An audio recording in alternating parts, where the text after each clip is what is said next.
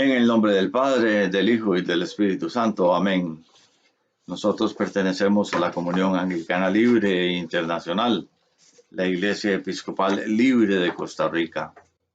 Esta es la misión de la Natividad y yo soy el rector Belisario Pérez.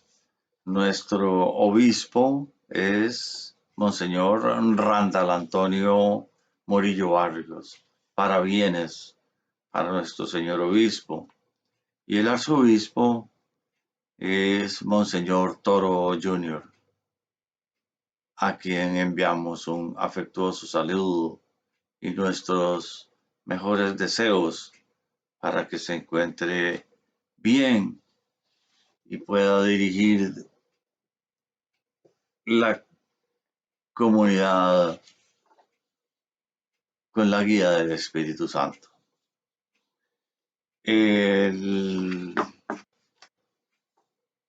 La explicación que vamos a hacer es la explicación del domingo, del Evangelio del domingo que viene, cuarto domingo de Cuaresma.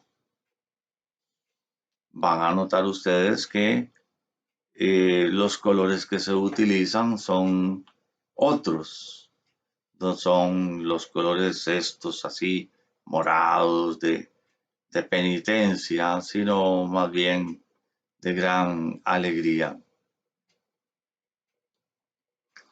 Este pasaje bíblico es de Juan, capítulo 9, versículos del 1 al 41. Y vamos a dar los reconocimientos a Richard Neil Donovan y a su traductor o traductora Ángeles Haller.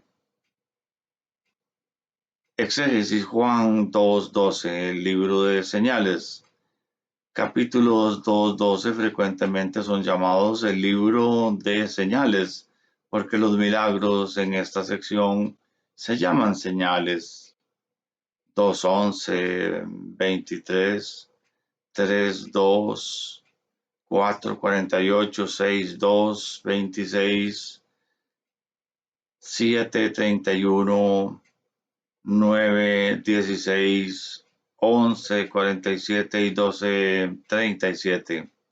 La palabra de señales es significante porque lleva a algo. La palabra señal lleva a algo, es que nos lleva. Este evangelio tiene esas señales que llevan a Jesús, al Mesías, santo y bendito. Juan 9 del 1 al 41. El banquete de los tabernáculos. Jesús fue a Jerusalén al banquete de los tabernáculos. 7 del 1 al 10. Y aparentemente todavía estaba allí. Hay dos conexiones entre ese banquete y nuestro texto. Durante el festival, grandes candelabros se encienden en los patios de los templos de los montes, simbolizando la revelación y verdad de la fe judía. En el Festival de los Tabernáculos, Jesús se declara ser la luz del mundo, 8:12. Una declaración que se repite en nuestra lección del Evangelio 9:5. En el festival, sacerdotes echaban agua en la piscina de Siloé, sobre los escalones del templo, para que el agua fluyera hacia abajo y fuera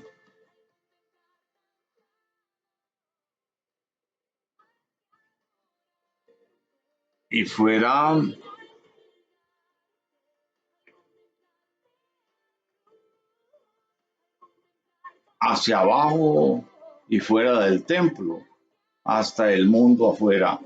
Y así se indica la manera en que la fe judía satisfacía al mundo. La piscina de Siloé es un lugar donde Jesús le dirá al hombre ciego que se lave el barro de sus ojos. Juan 9, 1 al 5. Vio un hombre ciego desde su nacimiento. Al salir Jesús vio a su paso a un hombre que había nacido ciego. Sus discípulos le preguntaron: Maestro, ¿por qué nació ciego este hombre? ¿Por el pecado de sus padres o por su propio pecado? Jesús le contestó: ni por su propio pecado ni por el de sus padres, más bien para que en él se demuestre lo que Dios puede hacer. Mientras es de día, tenemos que hacer el trabajo del que me envió, pues viene la noche, cuando nadie puede trabajar. Mientras estoy en este mundo, del griego eimi, la luz, soy la luz del mundo. Maestro,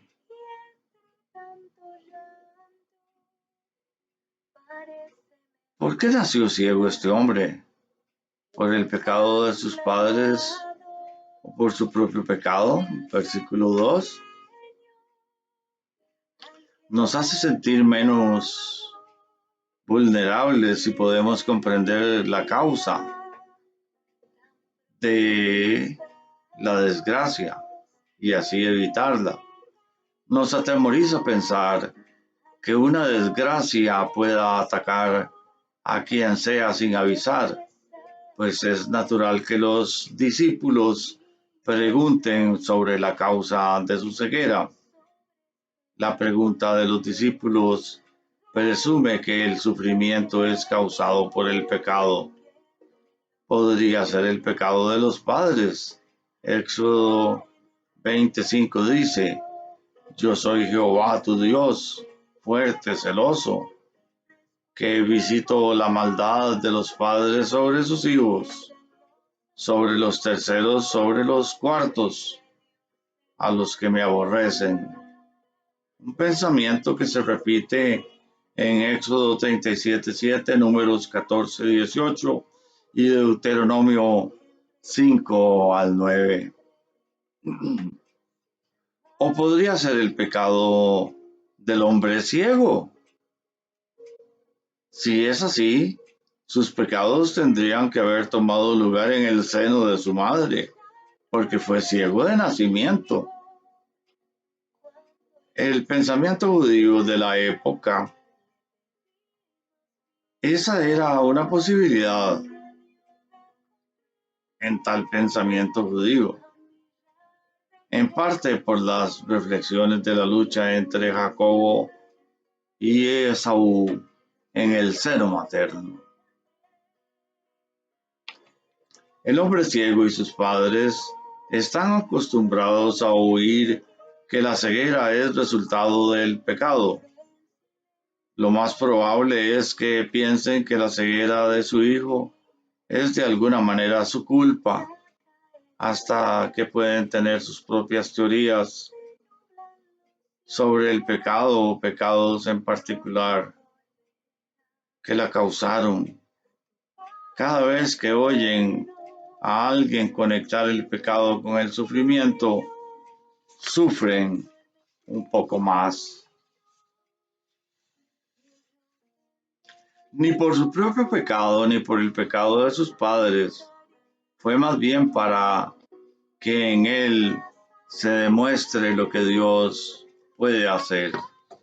Versículo 3. Jesús niega que la ceguera del hombre sea causada por su pecado.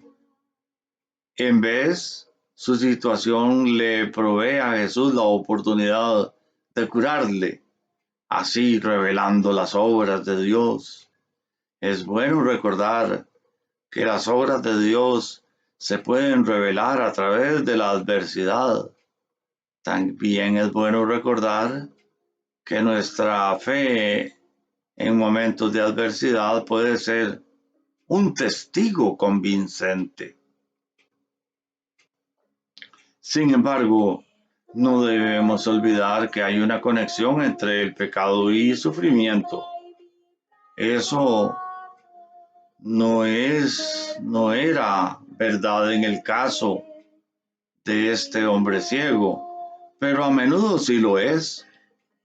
No todo sufrimiento es causado por pecado, pero todo pecado causa sufrimiento.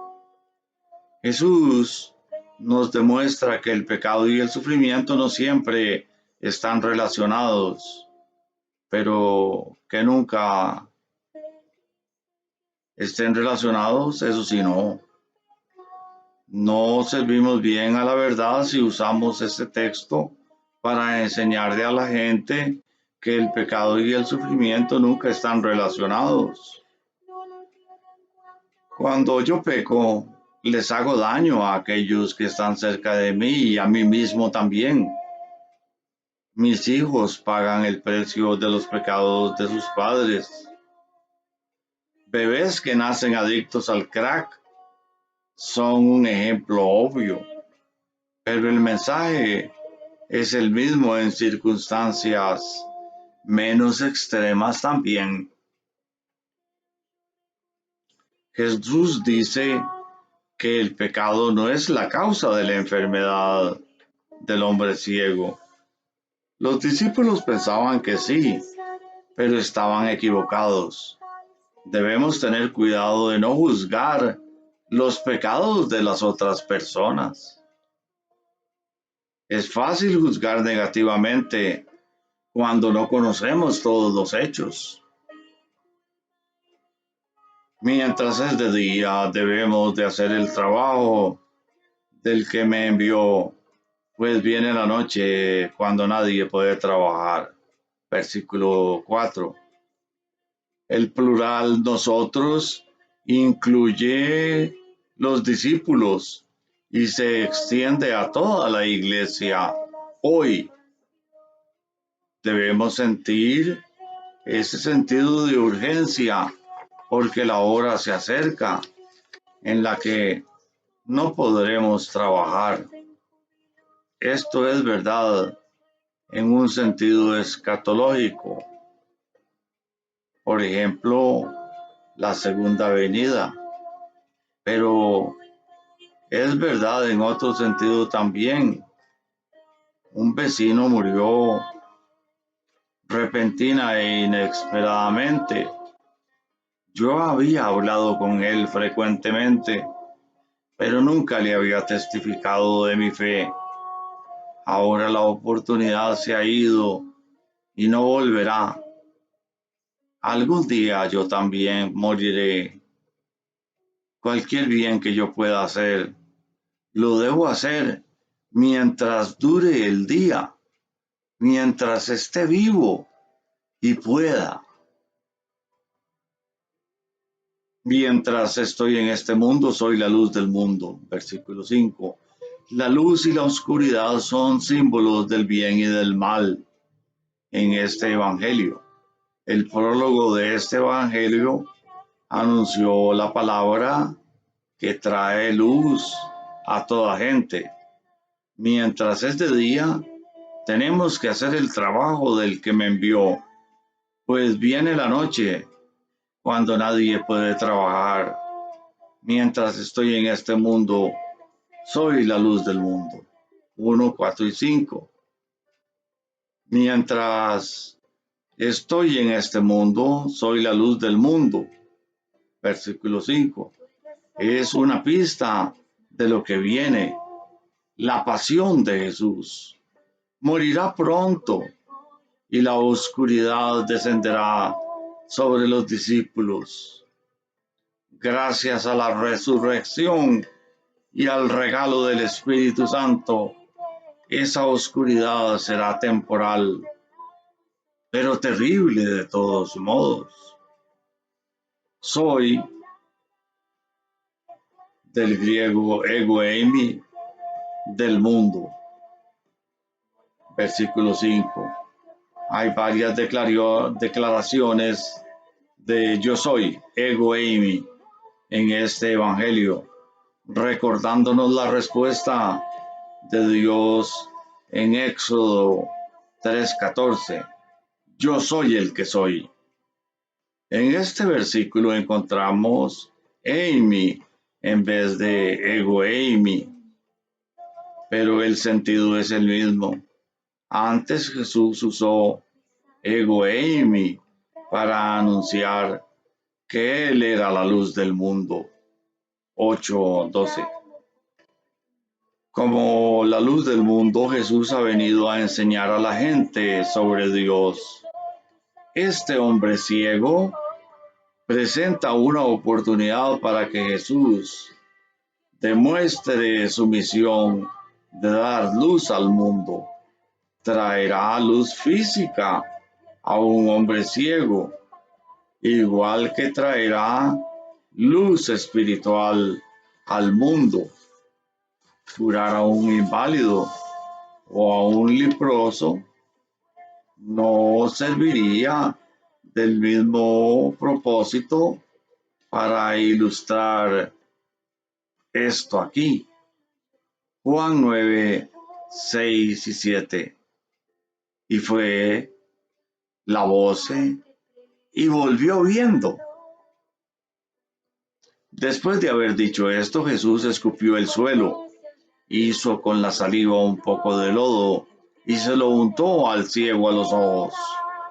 Luego le dijo: ve a lavarte al estanque de Siloé, que significa enviado.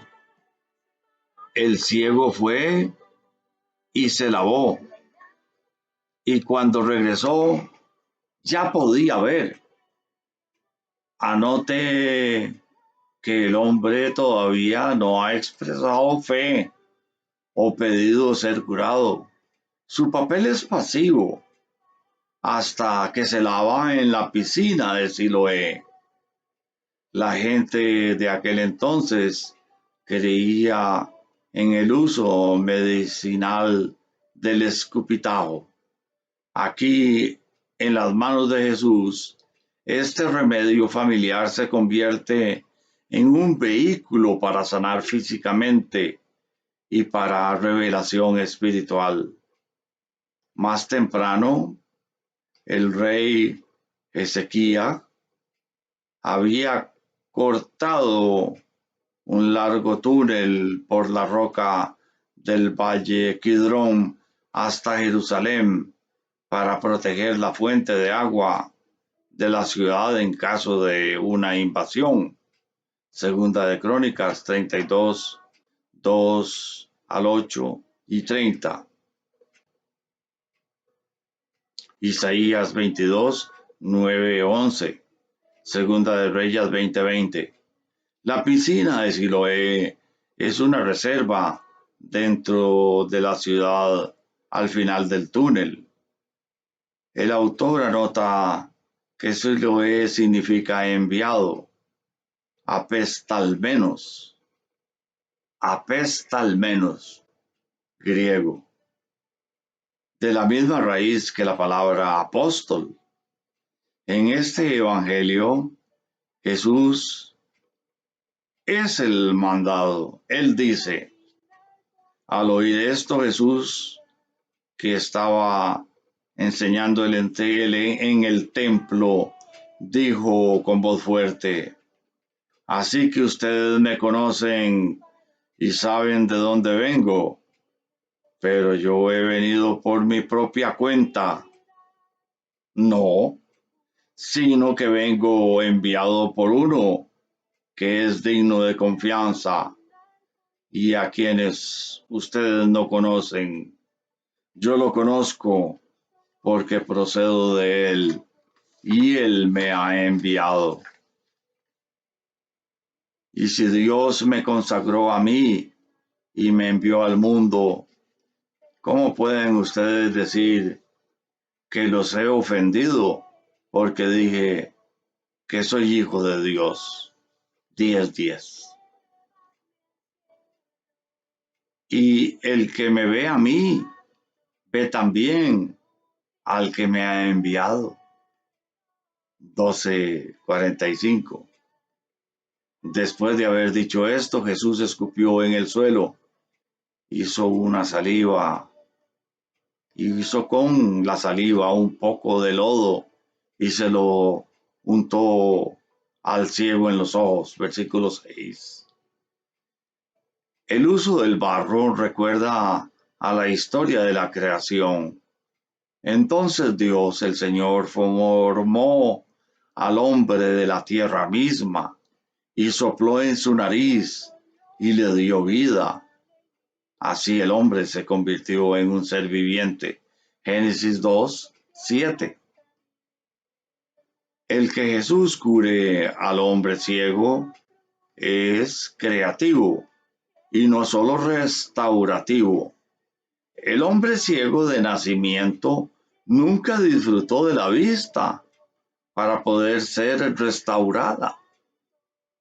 En vez, Jesús crea vista ex nihilo, de la nada. Igual que Dios creó el mundo ex nihilo. Ve a lavarte al estanque de Siloé. Versículo 7. Las instrucciones de Jesús para que se lave en la piscina recuerdan a la historia de Naamán y Elisha, segunda de Reyes, capítulo 5, versículos 9 al 14. En ambos instantes, el lavarse es requisito.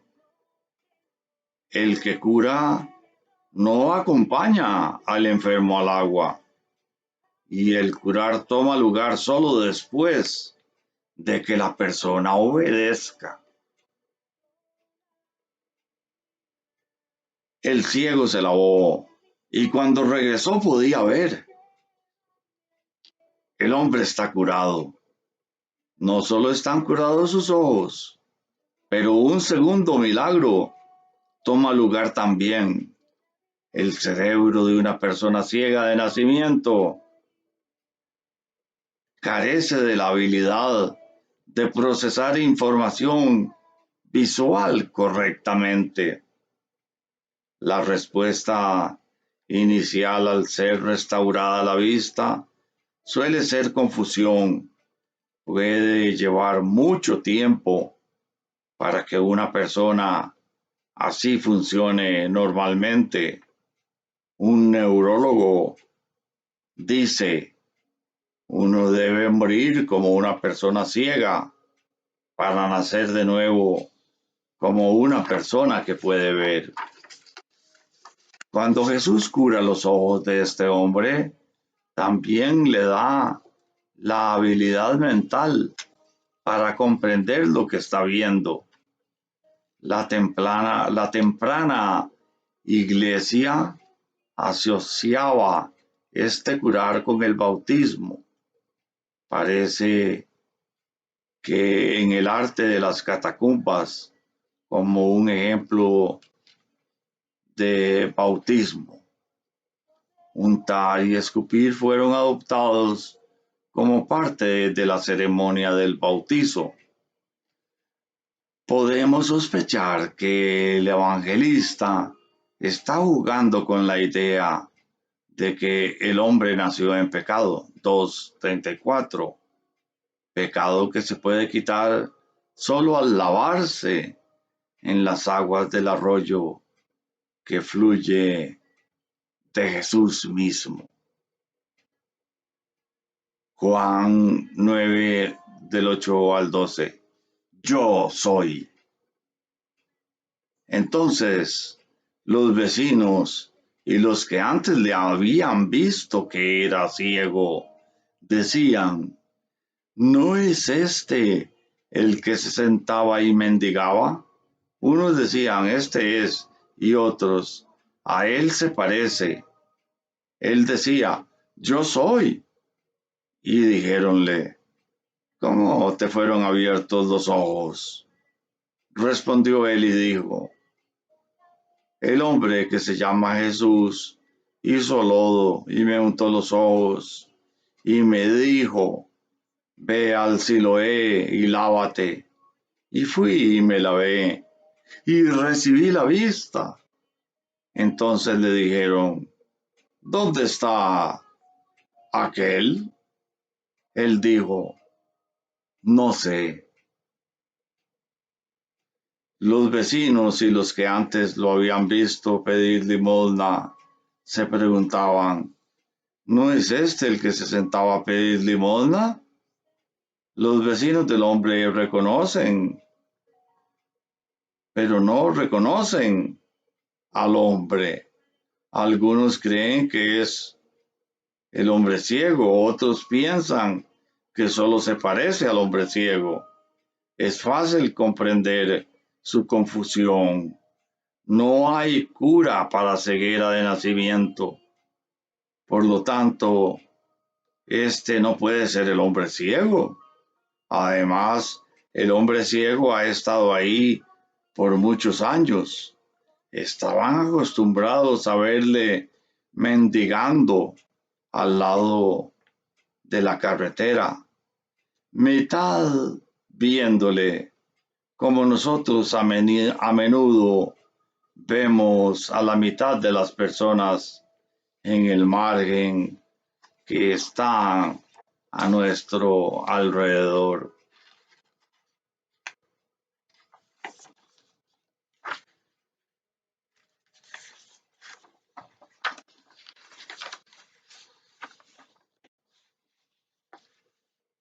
A él se parece. El hombre parece diferente ahora. ¿Qué puede ver? Nuestros ojos son ventanas del alma. No solo vemos a otros con nuestros ojos, pero ellos también nos ven a través de nuestros ojos. Los ojos de este hombre estaban pálidos y sin vida. Su postura y comportamiento eran esos de un mendigo pidiendo piedad. Ahora sus ojos están abiertos y llenos de luz. Está emocionado y asombrado. Ya no está agachado al lado de la carretera o moviéndose con cuidado entre la muchedumbre. Ya no es el hombre que habían conocido. No es una sorpresa que no le reconozcan. El hombre que se llama Jesús hizo lodo. Versículo 11. La confusión de la muchedumbre le da al hombre la oportunidad de servir como testigo de Jesús. Sus vecinos preguntan, ¿quién es él? ¿Y qué ha pasado? Y él se lo dice. Esta es la primera de 4 interrogaciones. Las otras 3 son iniciadas por fariseos. Versículos del 15 al 17, 18 al 23 y 24 al 34. Juan 9, 13 al 17. Era sábado. Llevaron a los fariseos al que antes había sido ciego, y era sábado cuando Jesús había hecho el lodo y le había abierto los ojos. Y volviéronle a preguntar también los fariseos de qué manera había recibido la vista. Y él les dijo, púsome el lodo sobre los ojos y me lavé y veo. Entonces unos de los fariseos decían, este hombre no es de Dios, que no guarda el sábado. Otros decían, ¿cómo puede un hombre pecador hacer estas señales? Y había disensión entre ellos. Vuelven a decir al ciego, tú, ¿qué dices del que te abrió los ojos? Y él dijo, que es un profeta. Y volviéronle a preguntar también los fariseos de qué manera había recibido la vista. Esta es la segunda interrogación. La primera por los fariseos. Primero le preguntaron al hombre lo que pasó. Cuando él se los dice a ellos, vuelven su atención al sabatino. Desde su perspectiva, la condición del hombre era crónica en vez de aguda. No hubiera habido una circunstancia de vida o muerte al demorar curarle hasta el final del día sabatino, porque es día sabatino. Ni Jesús ni el hombre ciego pueden viajar.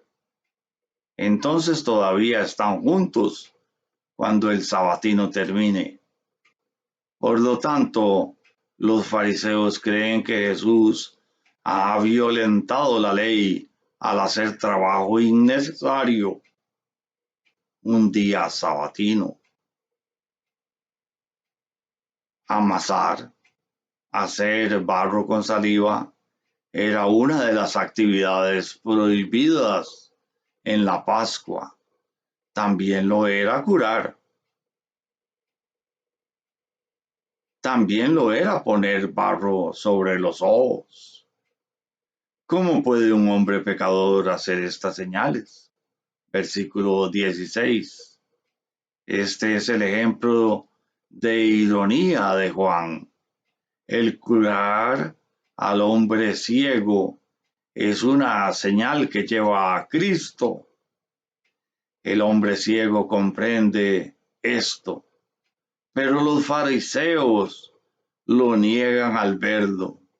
El ciego ve, pero los fariseos permanecen ciegos a la verdad.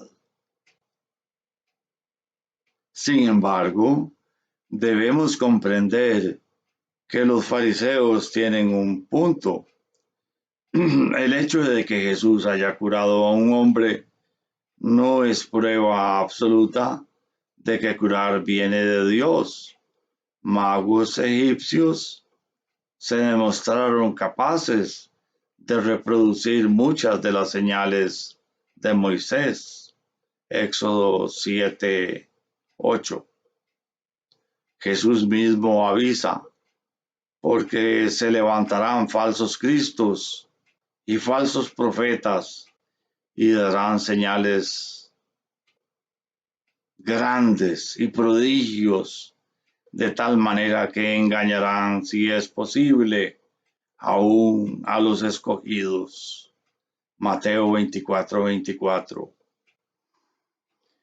¿Cómo podemos saber si una señal lleva un verdadero o a un falso profeta?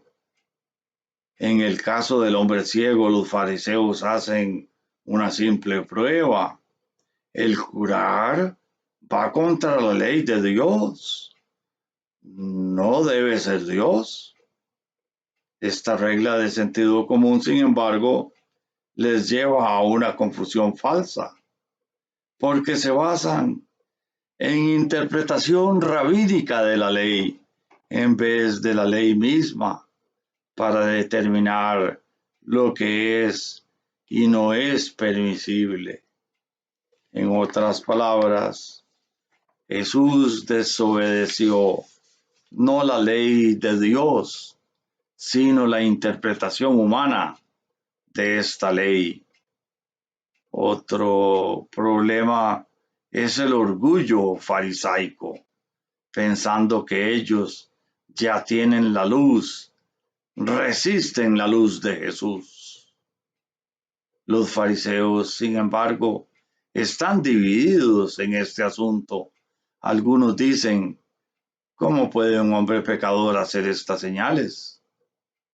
Ellos siguen interrogando al hombre que fue ciego, pidiéndole su opinión, algo que nunca hubieran hecho bajo circunstancias más normales.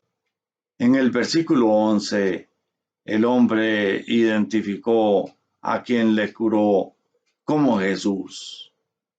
Ahora que su conocimiento de Jesús se está abriendo, responde, es un profeta.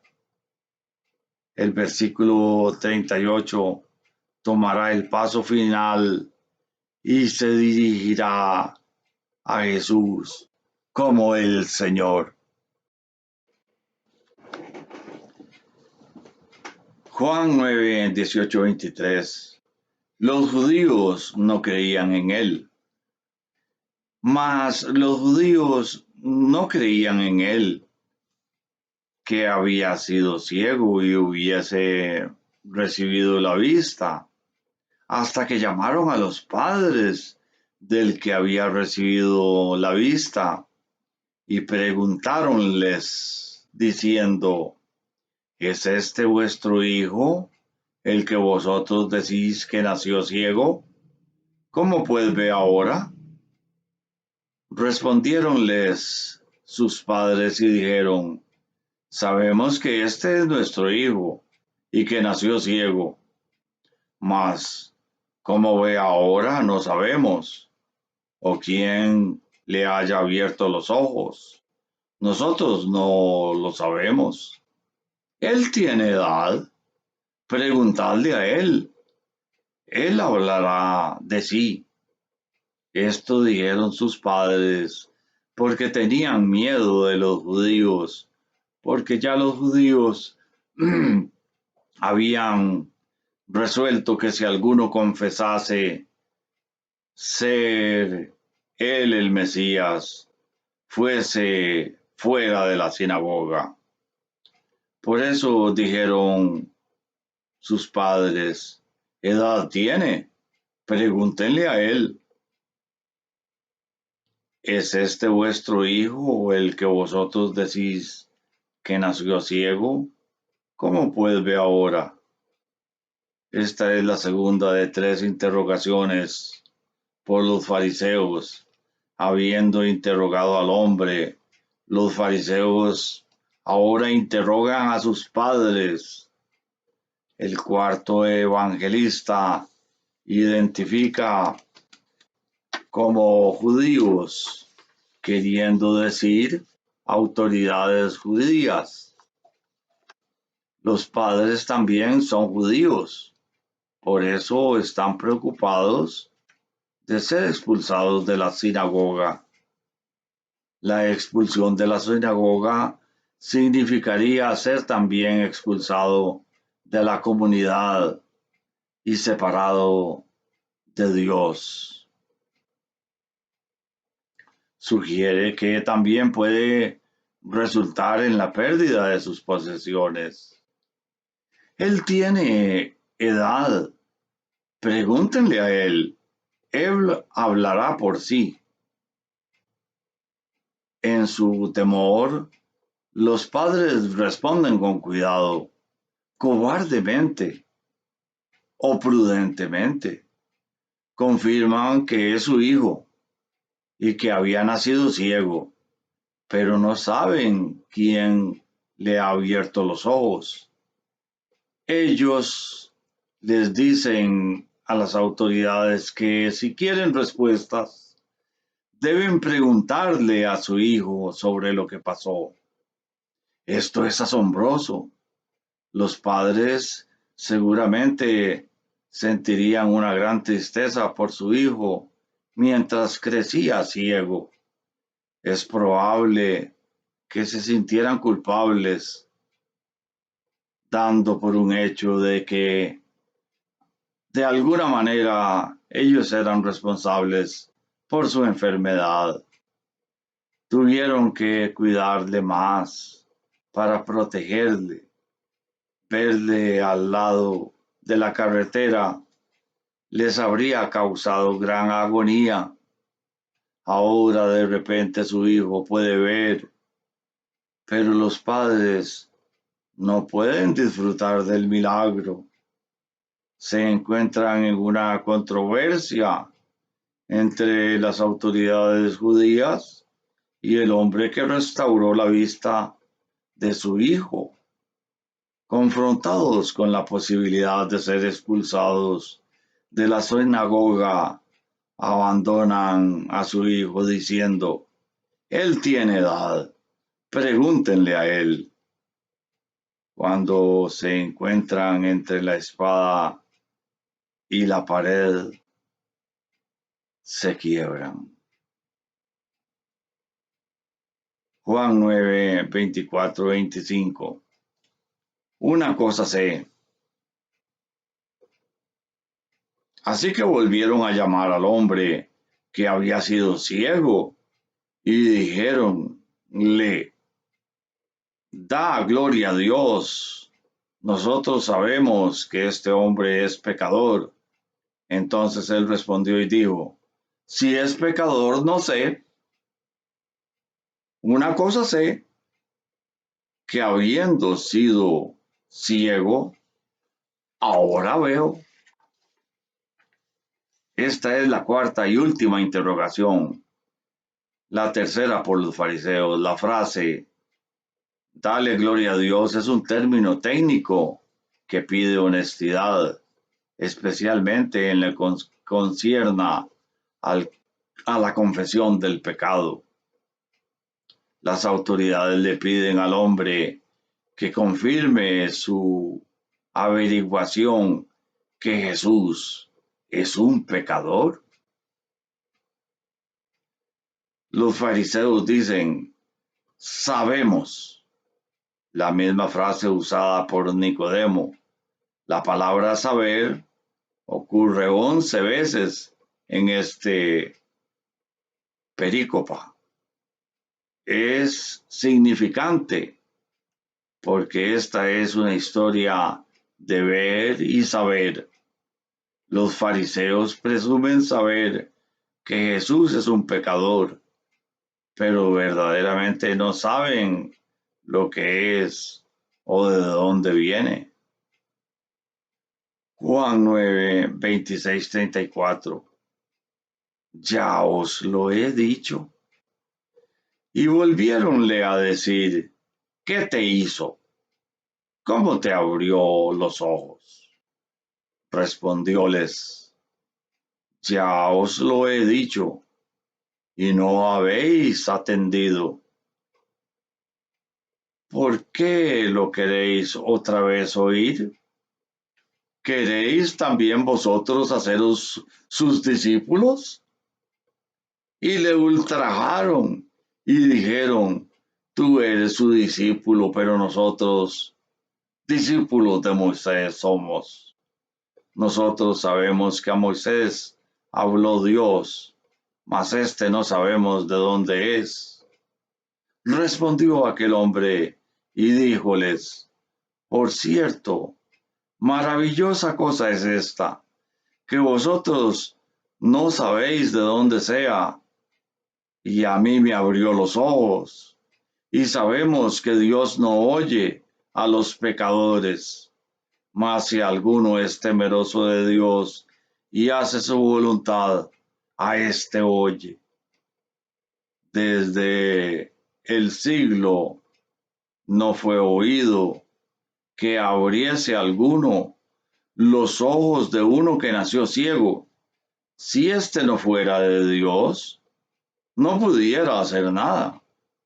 Respondieron y dijéronle: en pecado eres nacido todo, y tú nos enseñas. Y echáronle fuera. Ya os lo he dicho, y no habéis atendido. ¿Por qué lo queréis oír otra vez?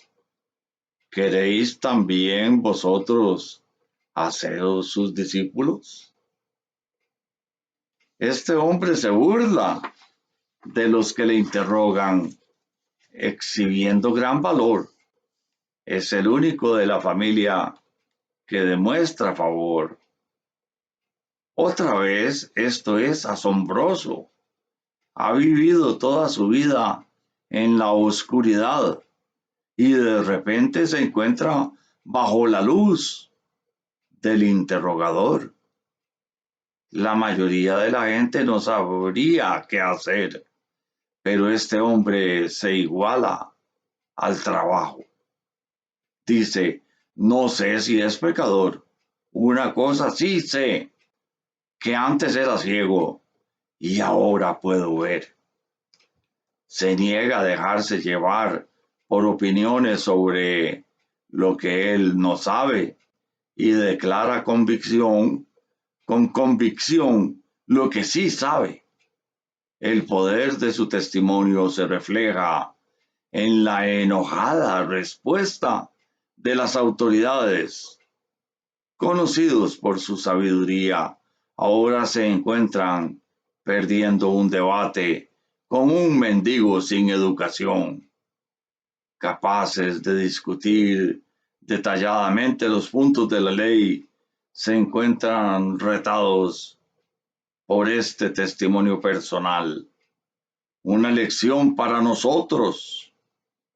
El testimonio de Cristo más poderoso es nuestro testimonio de lo que Él ha hecho por nosotros. Tú eres su discípulo, pero nosotros discípulos de Moisés somos. Nosotros sabemos que a Moisés habló Dios, mas no sabemos de dónde es. Este versículo describe el conflicto que existía entre los fariseos y la iglesia en el tiempo que se escribió este evangelio. Mientras los fariseos se consideran discípulos de Moisés, los lectores de este evangelio saben qué respuesta el evangelio provee en tal caso.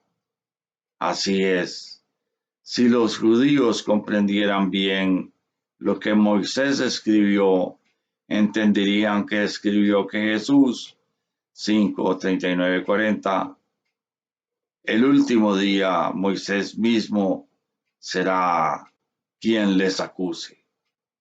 5:45-46. Maravillosa cosa es esta. El pasaje está lleno de una deliciosa ironía. El hombre ciego ve, pero aquellos que tienen ojos prefieren cerrarlos a la verdad. Las autoridades le piden al hombre que dé gloria a Dios, denunciando a Jesús como pecador.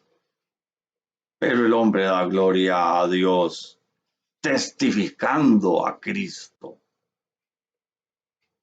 Las autoridades continúan preguntando, tratando de encontrar un agujero en el testimonio del hombre. Él responde preguntando si quieren hacerse discípulos de Jesús.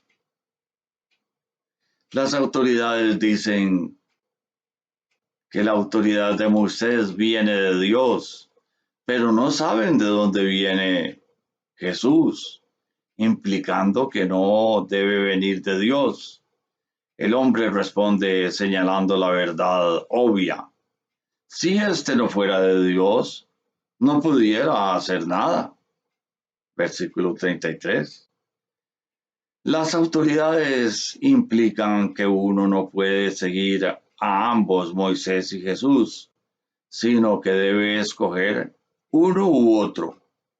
El mensaje del cuarto evangelio es que uno puede ser fiel a Moisés solo a través de ser fiel a Jesús.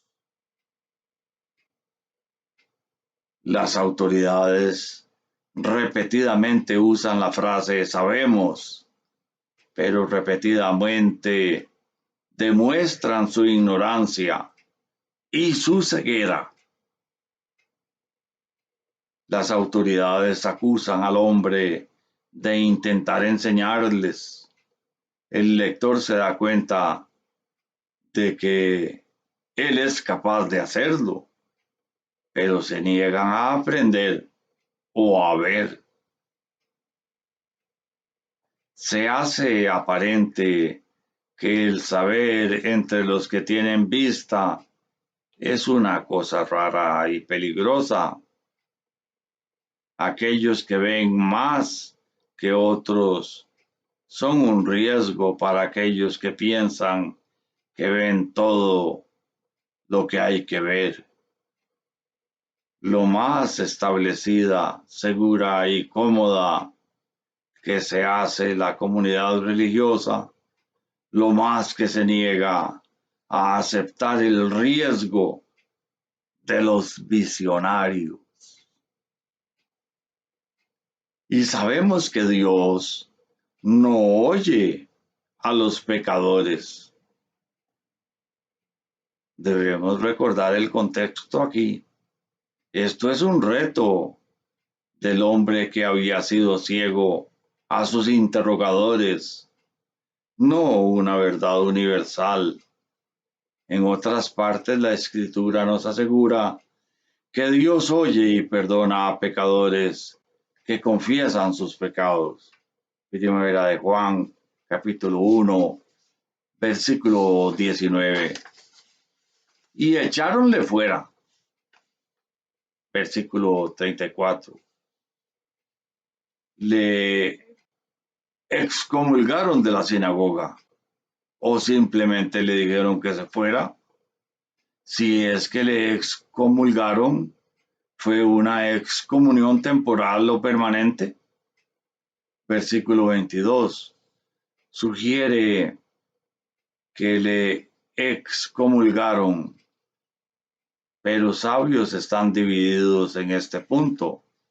La mayoría lo trata como una excomunión, pero un sabio eminente en este evangelio dice que fue simplemente una expulsión de su presencia.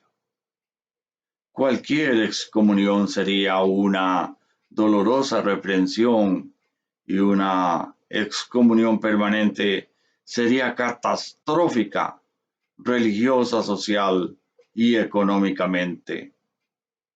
Juan 35 al 38. Para que pueda creer en él.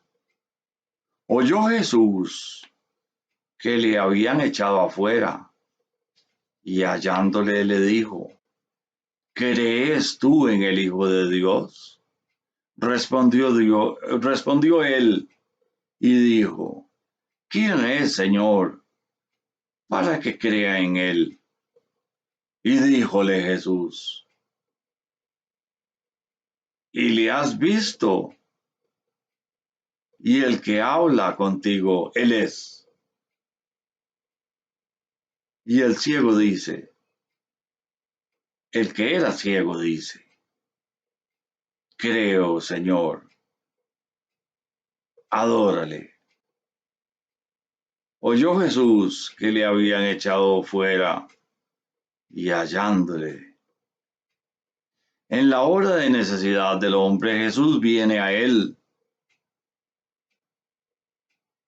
Un sabio dice, los judíos le expulsaron del templo. El Señor del templo lo encontró. No hay duda de que muchos de los primeros lectores del Evangelio de Juan encontraron gran esperanza en la reaparición de Jesús. Muchos de ellos también habían sido expulsados de la sinagoga. ¿Crees tú en el Hijo de Dios? Jesús no hace esta pregunta antes de curar al hombre, como los evangelistas modernos de la televisión. Primero le curó y ahora le pregunta si el hombre cree, queriendo decir, ¿confías en mí? En este contexto, el uso de la frase Hijo del Hombre se refiere a la encarnada revelación de Dios que dio su vida por el mundo. Juan 3, del 13 al 14, 6, 53, 6, 27, 12, 23 y 13, 31. ¿Quién es Señor para que pueda creer en Él? Mientras que los fariseos están predispuestos a no creer en Jesús, este hombre está predispuesto a creer. Él ha experimentado personalmente el poder y la compasión de Jesús.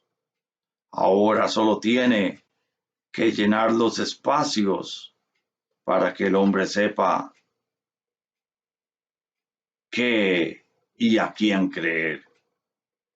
Cuando Jesús se identifica como el Hijo del Hombre, el que fue ciego confiesa sus creencias y le venera. El último paso para abrir sus ojos espirituales.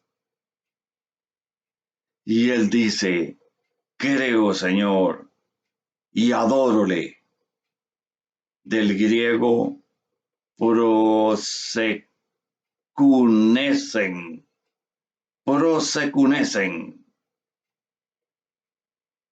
Puede significar también demostró gran reverencia, respeto o veneró. Sabios se dividen sobre su significado. Aquí, pero el contexto parece estar a favor de veneró. Juan 39:41. No somos ciegos, ¿verdad? Y Jesús dijo, yo para juicio he venido a este mundo, para que los que no ven, vean, y los que ven sean cegados. Y ciertos de los fariseos que estaban con él oyeron esto y dijéronle, ¿somos nosotros también ciegos? Díjoles Jesús, si fueras ciegos, no estuvierais pecado, no tuvierais pecado. Mas ahora, porque decís, vemos, por tanto, vuestro pecado permanece. Jesús no fuerza a creer o no creer, ni con el ciego, ni con las autoridades. Actúa de una manera que revela la gloria de Dios y les permite escoger. El ciego responde creyendo y las autoridades responden sin creer.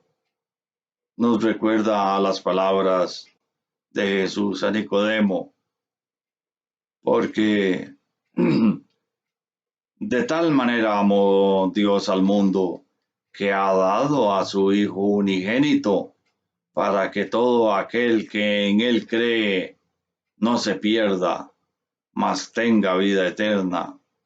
Porque no envió Dios a su Hijo al mundo para que se condene al mundo, mas para que el mundo sea salvo por él.